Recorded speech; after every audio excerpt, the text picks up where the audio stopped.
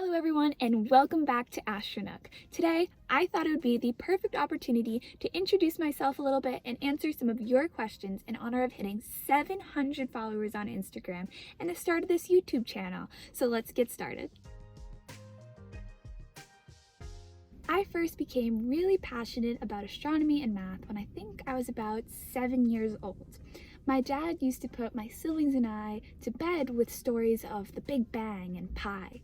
I remember vividly the story of the Big Bang. He explained it as, the Big Bang is the start of our universe, right? The start of something. But what comes before something? How did nothing turn into something? And it blew my mind. Needless to say, I did not go to sleep that night. But ever since then, I just wanted to figure out all the answers to our universe. I was dedicated. I said, I want to figure this out now. I just want to know. I want to know, how did our universe begin? But as a 7-year-old, that wasn't exactly possible. Another story he used to tell us was about pi, and it was this magical number that was infinite and non-repeating, and I just thought that was the coolest thing. I said, how could a number do that? That can't be possible. There has to be a pattern in it. So I actually used to spend a lot of my time trying to find a pattern within pi. Of course, there's not a pattern within pi, but that's how I spent my time. So that has grown today into me being a math and astronomy student in college. This past fall, I finished my first semester of my undergraduate degree. I was lucky enough to be able to be on campus for the fall, so I was a part of my school's astronomy club, and my school has an observatory, so I was on the observatory publicity team. I also joined the ballroom dance team, even though I've never done ballroom dance in my life. But before I got to college, my passion for astronomy and math really grew in high school. High school was a time where I really found myself. If you're thinking about going to college, the question always looms of, what are you going to major in? And that was a tough question for me because I wasn't too sure. Making that decision as a 16, 17, 18-year-old is really tough because it's the choice of what do you want to do for the rest of your life. At that time, I had only taken one astronomy class. In that astronomy class, we talked about so many cool things, in particular, theories of relativity, black holes, wormholes, quantum physics, and that got me so excited. I remember we spent one class just the whole time we debated the laws of physics and relativity and how it worked. And I love those conversations. And that was the moment I knew this is what I want to do. So I joined my high school's astronomy club as well. And there is a local college in my area that has an observatory. So every Tuesday night I went to visit that observatory. Math-wise, I took every math class possible. My high school offered one astronomy course, but there were a bunch of different math courses, so I took every one possible. I was a math tutor. So I really just wanted to get involved in every aspect. Incorporating math and astronomy into every aspect of my life really fueled my passion and my excitement that has since propelled me into the college setting. So why did I start Astronook? Like I said, at my high school there was one astronomy class, and there were maybe 10 of us in that class. So there weren't a lot of people that I could talk to about my passion, and all I wanted to do was spend time debating black holes, talking about extraterrestrial life, talking about the speed of light, how we can get to exoplanets, and other things like that. But there weren't that many people I could do that with. So in the middle of, I think it was July, NASA announced its new Artemis program and the Artemis generation. And they framed that as the new generation of space exploration headed back to the moon, and it is fueled by young people. And I looked at that and I said, wait, this is my chance. I am a young person. I am so excited for this. They had their little campaign video and I thought it was the coolest thing. One night I was out at the local observatory and I came home and I said, you know what? I am going to make an Instagram page and I am going to meet people in the Artemis generation like myself, and we are going to talk about space. The original mission was to gather similar minds to theorize together. I used to keep this really long note in my iPad all about the theories of our universe. because at that time I didn't necessarily have the resources to learn about everything I wanted to. So I had all these crazy thoughts. I thought I solved time travel. I thought I proved the existence of a multiverse, all these cool things. And I just wanted to talk to people about it and say, what do you think of this? What is this possibility like? Which is why I started my Instagram page. Another reason I started Astronook was to show people that science really can be for everyone, and science is pretty cool. In my high school, if you liked STEM fields, you were labeled as a geek or as a nerd, as if those are bad things. And I never really understood that. I thought, this is what I really love, and if I want to talk to someone about that, why am I made fun of? Why am I afraid to show that? I am proud to be a geek, so I want to make sure the message gets out there that being passionate about STEM, being a geek, being a nerd is not a bad thing. You can do so much in science. Science is so important, and you shouldn't be afraid to pursue that and to pursue your passions. So the next question is, what are my ultimate goals? After I get my degree, what do I plan to do with the rest of my life? In short, I just want to solve everything there is to know about our universe. I want all the answers. Now, is that necessarily going to happen? No.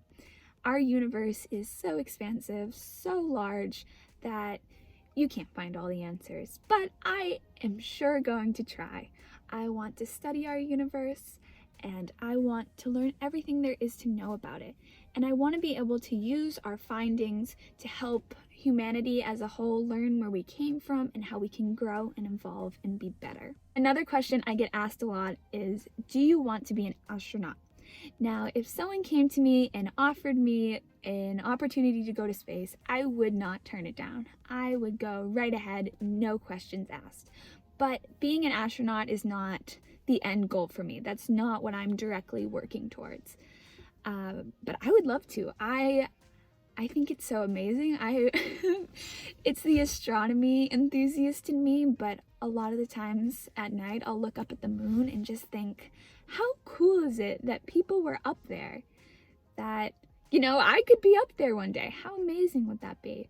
So, no, being an astronaut is not the end goal for me, but I wouldn't turn it down. Next question is, I'm not good at math, but I really love science. How do I make that work? Now, of course, math is important in science. The two are very closely related.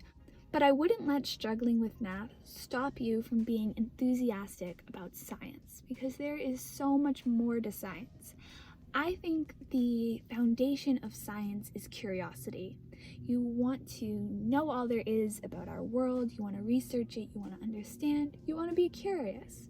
So as long as you have that energy, I think you can go a long way and be very successful. Adding in the math component, I think there's a lot of stigma around math, that it's incredibly hard and, some people are just good at it and some people are just bad at it. Of course, for some people, they're going to struggle with it and have an easier time in other subjects. It's just the nature of working with math and working with numbers. I'd say don't let that idea define you, that sure, you may be struggling with math right now, but you don't always have to struggle with math. There are resources out there to help you. Khan Academy is really great if you need to do independent learning, if your math classes and your teacher aren't necessarily the right style for you at the moment. Love Khan Academy as a resource. Other tutoring options, I work as a math tutor at a company. In general, how to improve on your math skills. I would say repetition is really helpful in breaking down problems. The way I learned really how to do calculus was looking at a problem that was already done out and seeing exactly how they got each number, how they got each line. Then I looked at, their method and how they got each number and applied it back to my own problem with different numbers. That's one of the things I love the most about math, is just the formulas of it.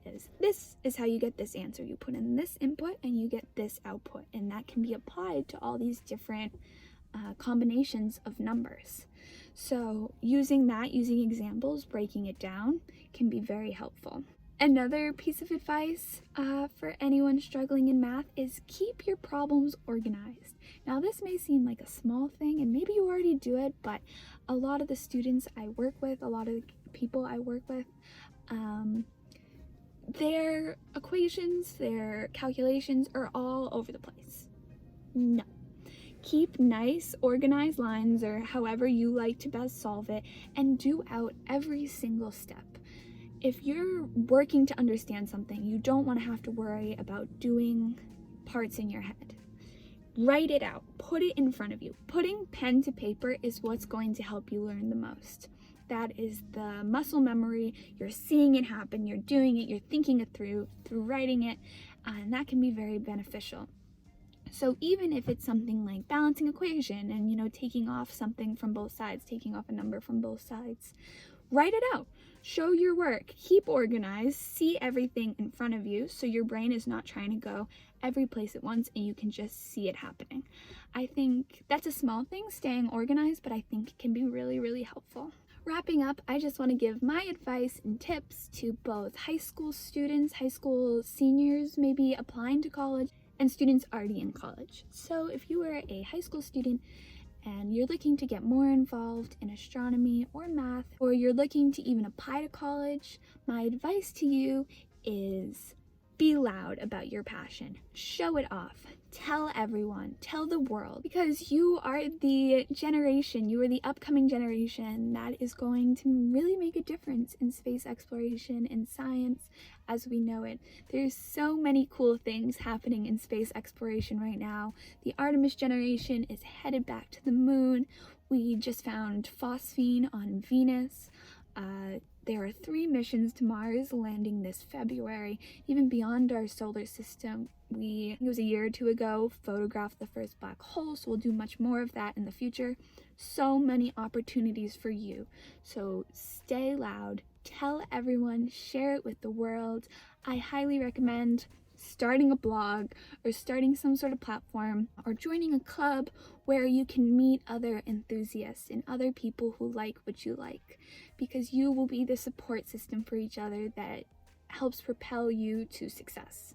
That has been one of the most incredible things for me, starting my blog and being able to talk to people from all around the world. I never imagined that this could have happened, and it is so amazing. And you have people cheering you on, and you're able to cheer people on, and it's the best feeling. So I highly recommend getting involved in astronomy, math, if you're just a STEM student in general, because biology, chemistry, physics, all sorts of things are really involved in astronomy. Join some sort of organization, a club at your school, start a blog, Facebook page, what have you, and meet people, build your community. So a couple questions I got asked a lot specifically for students that are going to college is, how do you find a good program?